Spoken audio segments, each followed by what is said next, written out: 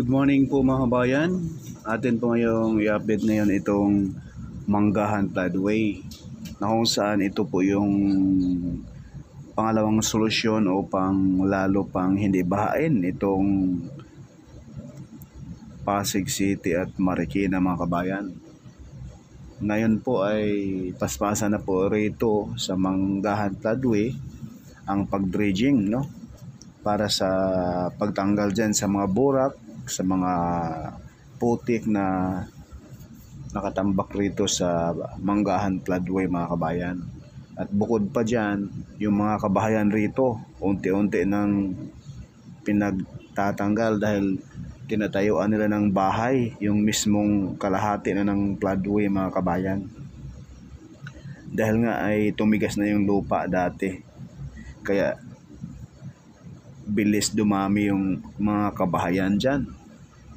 Kaya yan na po, yun o, binabaklas na po yung bandang kaliwa rito sa East Bank Road. So yung mga dati daw ay dyan sa baba natin ay napakaraming bahay. So sa ngayon ay malinis na yan mga kabayan. Hanggang ano raw ito mga kabayan, tatanggalin yung mga kabahayan hanggang doon sa mismong papuntang C6 na. Dahil tinatayuan ng mga kabahayan dyan mismo sa halos kalahati ng Manggahan Floodway. So ngayon ito na po yung progress. Ayan. So dito sa portion na ito, ayan na po yung mga burak, mga putik mga kabayan. Once na mapalalim na itong Manggahan Floodway, asahan natin hindi na po bahain ang area ng Pasig City, Marikina. Mas lalong lalakas yung daloy ng tubig dahil malalim na nga yung mismong Manggahan Floodway. Ito yung solusyon din po para mapabilis yung pagdaloy ng tubig papunta sa Laguna de Bay. So ito mga bayan, bago pong lahat, huwag po tayo mag-skip sa ads at mag-subscribe na rin po sa iba pong hindi po nakasubscribe sa ating YouTube channel. At paki-follow na rin sa ating FB page, no? Polka Studio lang din po. Maraming salamat. Enjoy!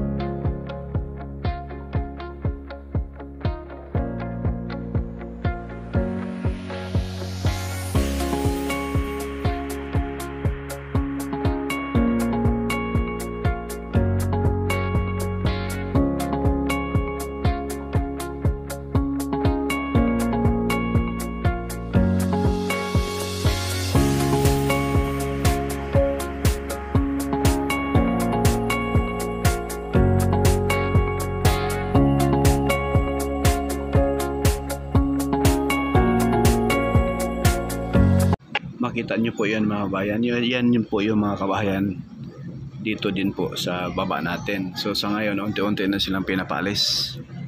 At ngayon ay yung area na yan dyan ay tatanggalin din po yung mga kabahayan dyan. Dyan na po sila nagtatayo ng bahay sa mismong floodway na. Kaya tatanggalin na yung mga lupa dyan na tumigas na. So yung nilagyan din ng araw mga bayan, nilagyan din ng circle. So yan pa po ang tatanggalin pa. Bukod pa po dito sa baba ng papunta na po roon sa C6. So ito yung tulay na bago na nagdudugtong sa Cainta at Pasig mga kabayan. Napakalaking tulong nito once na ito ay matapos na. Wow!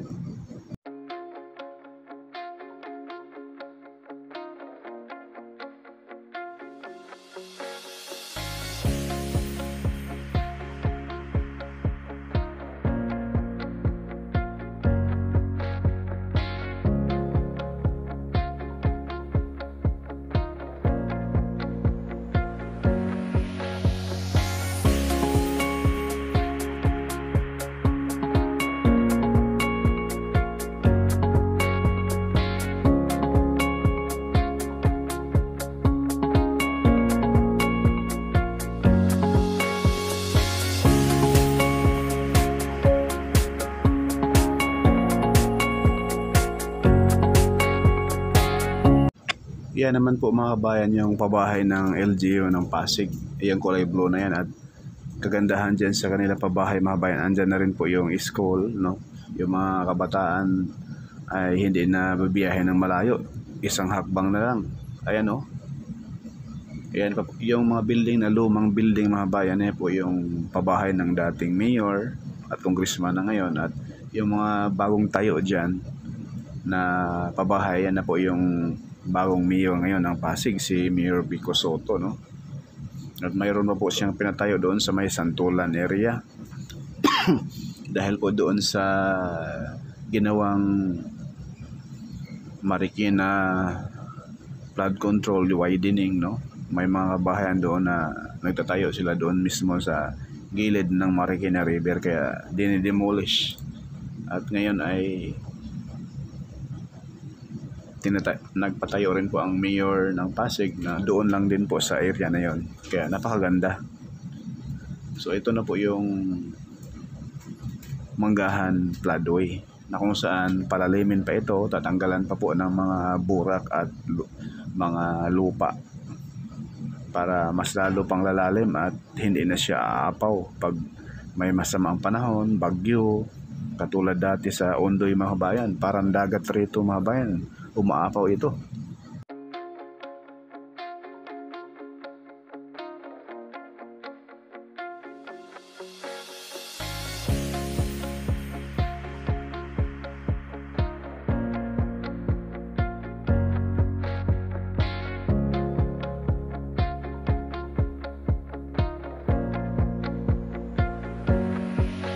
Yung mga building dyan sa malayo mga kabayan, bandang kaliwa at kanan, ay yan na po yung area ng Pasig, no?